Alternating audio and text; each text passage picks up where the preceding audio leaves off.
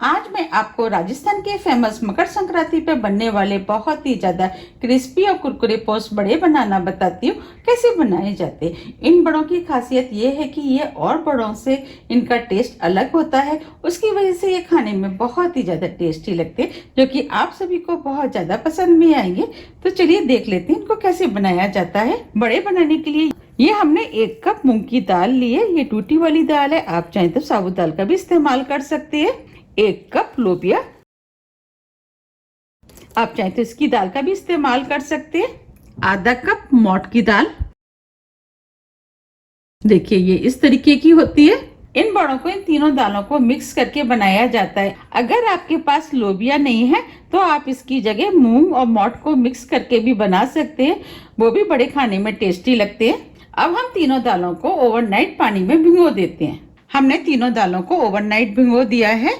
अब ये तीनों दालें फूल गई हैं। अगर आपको बड़े बनाने और आपके पास भींगी हुई दाल नहीं है तो आप उसकी जगह गर्म पानी में 3 से 4 घंटे के लिए दालों को भिगो दें, तो दालें भी बिल्कुल इसी तरीके की भींग के तैयार हो जाएंगी। फिर आप बड़े बना सकते हैं। अब इन तीनों दालों को हम 3 से 4 बार अच्छे से पानी से धो लेते हैं। ये हमने तीनों दालों को मिक्स करके धो लिया है। अब हम दाल को पीसेंगे। इसके लिए मिक्सी के जार में हम दाल को डाल देते हैं।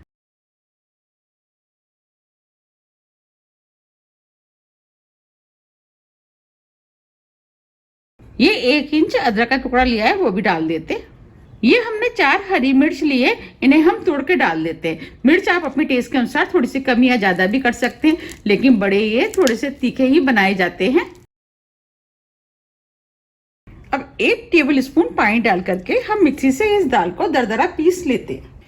ये हमने दाल को मिक्सी से दरदरा पीस लिया है। अब मैं आपको दिखा भी देती हूँ। देखिए हमें इस टाइप की पिसी हुई दरदरी दाल चाहिए। देखिए इसके अंदर कुछ दाने दाल के साबुत भी हैं। अब जो दाल हमने पीसी थी उसे हम इस बाउल में डाल देते हैं।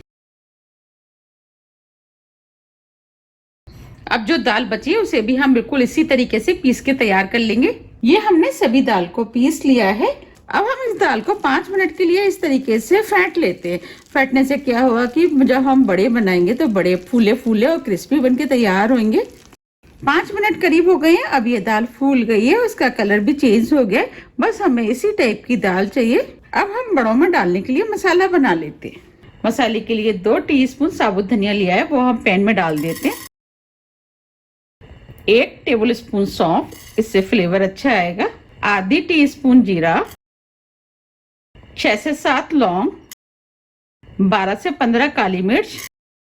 अब हम मसालों को लगातार चलाते हुए 1 मिनट करीब मीडियम फ्लेम पे भून लेते हैं। भूनने से मसालों का टेस्ट बढ़ जाएगा, उससे बड़े खाने में टेस्टी लगेंगे।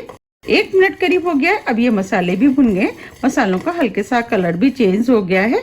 अब फ्लेम को ऑफ कर देते हैं। मसालों को ठंडा होने के लिए प्लेट में निकाल लेते हैं। ये हमने मसालों को प्लेट में निकाल लिया है। अब हम इनको ठंडा होने देते हैं। अब ये मसाले ठंडे हो गए हैं, इनको हम मिक्सी में डाल करके दरदरा पीस लेते हैं।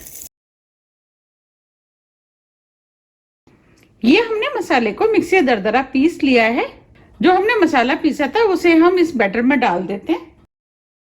ये जो हरी मिर्च होती है वो लाल हो जाती है, ये हमने 3 से 4 ली है, वो डाल देते हैं। आप चाहें तो इसकी जगह हरी मिर्च का भी इस्तेमाल कर सकते हैं। 1 टीस्पून कुटी हुई लाल मिर्च, मिर्च आप अपने टेस्ट के अनुसार थोड़ी सी कम या ज्यादा भी कर सकते हैं। 1/4 टीस्पून हींग, इससे फ्लेवर अच्छा आएगा। आधी टीस्पून हल्दी पाउडर, इससे बड़ों में कलर अच्छा आएगा। आप चाहें तो बिना हल्दी के भी बना सकते हैं। नमक स्वाद के अनुसार।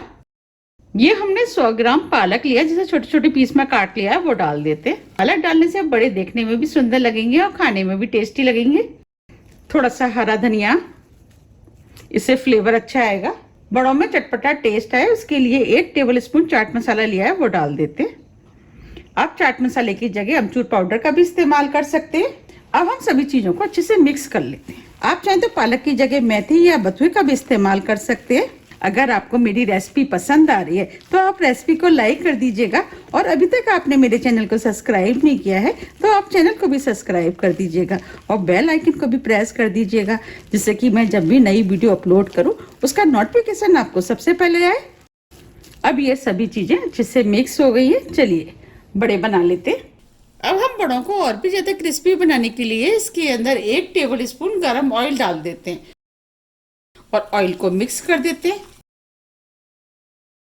अब ये ऑयल भी अच्छे से मिक्स हो गया है, चलिए बड़े बना लेते हैं। और इधर हमने कढ़ाई में ऑयल गरम करने के लिए रख दिया है।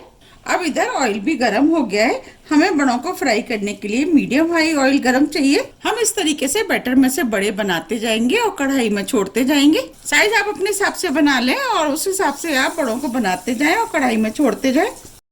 हम मीडियम साइज के बना रहे हैं। ये बड़े खाने में बहुत ही ज्यादा टेस्टी लगते हैं और जितने बड़े कढ़ाई में आएंगे उतने हम डाल देंगे।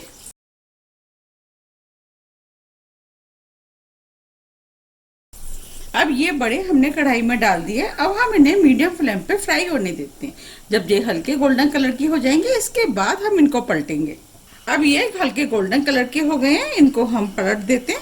अगर आपको मेरी रेसिपी पसंद आ रही है तो आप रेसिपी को लाइक कर दीजिएगा। आप देख पा रहे हैं ये बड़े फूल गए हैं। ये हमने सभी बड़ों को पलट दिया है। अब हम इन्हें दूसरी तरफ से भी सिकने देते हैं। जब ये चारों तरफ से गोल्डन ब्राउन कलर के हो जाएंगे इसके बाद हम इनको निकाल लेंगे। अब ये चारों तरफ से गोल्डन ब्राउन कलर के हो गए हैं और क्रिस्पी भी हो गए हैं। अब हम इनको निकाल लेते हैं। आप देख पा रहे कितने बढ़िया फ्राई हुए हैं। अब मैं आपको सुना भी देती हूँ कितने क्रिस्पी बने।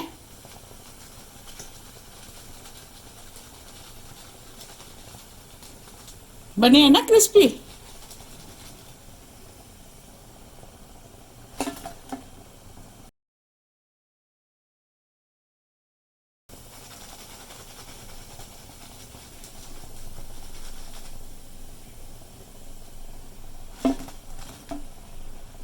आप देख पा रहे कितने बढ़िया बनके तैयार हुए हैं। इस तरीके से हम सभी फ्राई कर लेंगे।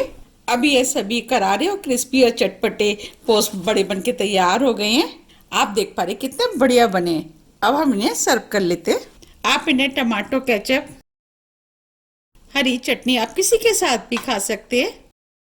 आप देख पा रहे कितने बढ़िया बनके तैयार हुए और ये खाने में भी बहुत ही ज्यादा टेस्टी लगते हैं।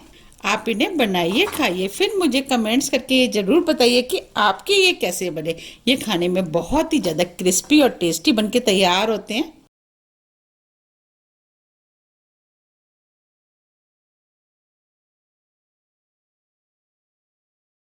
अब मैं आपको इनको पास से भी दिखा देती हूँ। देखिए कितने बढ़िया बनके तैयार हुए और ये चारों तरफ से कितने बढ़िया सिके हैं। अब मैं आपको दिखा भी देती हूँ कितने क्रिस्पी बने। बने हैं ना कितने क्रिस्पी।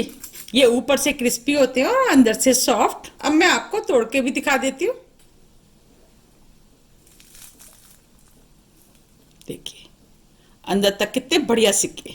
आप इन्हें किसी भी हरी चटनी, टमाटो केचप, चाय के साथ आप किसी के साथ भी खा सकते हैं। ये सभी के साथ खाने में टेस्टी लगते हैं। देखिए देखते ही हो रही है ना खाने की इच्छा।